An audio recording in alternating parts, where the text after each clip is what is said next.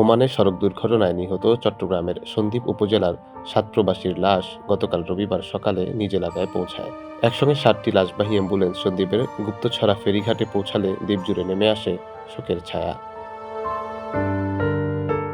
সকাল থেকে দুপুর ১২টা পর্যন্ত নিহতদের নিজ বাড়ি সংলগ্ন বিভিন্ন স্থানে জানাজা ও দাফন সম্পন্ন হয়। প্রত্যেকটি জানাজায় স্থানীয় বাসিন্দা ও স্বজনদের উপচে পড়া ভিড় ছিল চোখে পড়ার মতো। গত ৮ অক্টোবর ওমানের দুখুম এলাকায় কর্মস্থল থেকে বাসায় ফেরার পথে ভয়াবহ সড়ক দুর্ঘটনায় ৮ জন বাংলাদেশি নিহত হন। তাদের মধ্যে ৭ জনের বাড়ি চট্টগ্রামের সন্দ্বীপ উপজেলায়।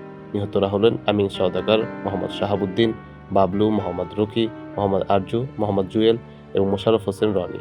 তাদের মধ্যে ৫ জনের বাড়ি সারাকাইত ইউনিয়নে, একজন মাইটভাঙ্গা ইউনিয়নে এবং অন্যজন সন্দ্বীপ পৌরসভার ৩ নং ওয়ার্ডের বাসিন্দা।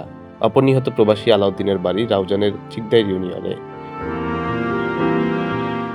গত শনিবার রাত ৯টায় বাংলাদেশ বিমানের BG-122 ফ্লাইটে মরদেহগুলো চট্টগ্রাম শাহ আমানত আন্তর্জাতিক বিমানবন্দরে পৌঁছায়। রাত ১০:৩০টায় আনুষ্ঠানিকতা শেষে স্বজনদের কাছে লাশ হস্তান্তর করা হয়। প্রবাসী কল্যাণ মন্ত্রণালয়ের পক্ষ থেকে প্রত্যেক পরিবারকে দাফন খরচ বাবদ ৩৫,০০০ টাকার চেক প্রদান করা হয়।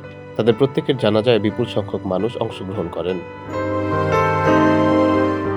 এদিকে বিভিন্ন রাজনৈতিক ও সামাজিক সংগঠনের পক্ষ থেকেও নিহতদের পরিবারকে আর্থিক সহায়তা ও কর্মসংস্থানের দাবিও জানানো হয়েছে।